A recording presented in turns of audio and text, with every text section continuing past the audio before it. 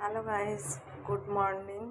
এখন বাজে হচ্ছে সকাল 9:10। এখন পার্লারে আমি চলে এসেছি। দেখো পার্লার অগোছালো, দেখো ছেলেটা গাড়ি রেখে দিয়েছে, তারপর পেপারগুলো কাটিং করছিল, পেপার দাও আমাকে কাটিং করব। তো এখন কালার করব, হেয়ার কালার করব, আসেনি এখনো, আসছে। ঠিক আছে, তো চলো তোমাদের দেখাই, আর আমার কাছে কতদিন কাজ করছে সেটাও তোমাদেরকে দেখাচ্ছি। কতদিন নিজেও মাস্টার করতেও পারে, তুলতেও পারে, নিজে করে, খুব ভালোবাসে, তাই না?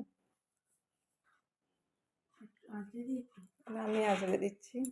বলো, তুমি আমার কাছে কতদিন কাজ করছো? মোটামুটি 5 বছর। 5 বছর। কেমন লাগে?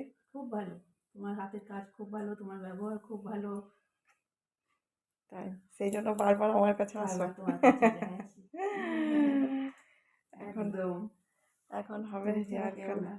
বাবা, এটাই তো মানে কি বলতো, অনেকে কি বিশ্বাসটা যে সোমা ছাড়া যেন আর বিশ্বাস হয় না।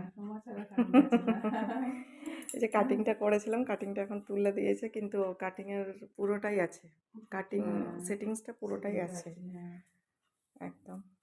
আর এখন কালার হবে আর থ্রেডিং হবে।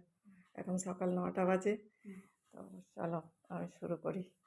ফিডব্যাকটা তো আগে থেকে নিয়ে নিলাম, যে ফিডব্যাকটা, কারণ অনেক দিন ধরে কাজ করছে যেহেতু, সেই জন্য ফিডব্যাক আগে থেকে নিয়ে নিলাম। এবার চলো দেখেছিল তখন বলছি তোমার দাদা কাকে দেখেছে, কালকে হাঁটতে গেছিলাম, যে দিদি আসছে, ও তো স্কুটি চালাচ্ছিল, দিয়ে আমার পেটু নিয়েছে, আমাকে চেনে, দিয়ে আমার পেটু নিয়েছে, বলছে দিয়ে আমি বলছিলাম ওই দেখো ছেলেটা, বলছে বলছে মেয়ে আছে না একটা, হ্যাঁ মেয়ের পর ছেলে, সে পেটে ছিল, বলছে এটা পেটে ছিল সেটা, আমার হ্যাঁ, বাবা কত বড় হয়ে গেছে, হ্যাঁ এই কদিন আগে হলো হলো, সেটাই।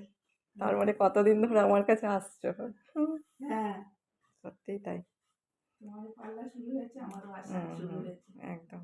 না আমি এমনি করতাম এখানে ওখানে, কিন্তু মানে আমার কাছে যখন থেকে এসছো, তোমার কাছ থেকে আসার পর থেকে আমি আর তখন হাত থেকে পাল্টাইনি। আর পাল্টাইনি। মানে বেশিরভাগ জনে আমার কাছে 5 বছর, 6 বছর কি 8 বছরও আছে, যখন আমি বাড়ি গিয়ে করতাম। চলো এবার তাহলে থ্রেডিং করে কালারটা করি।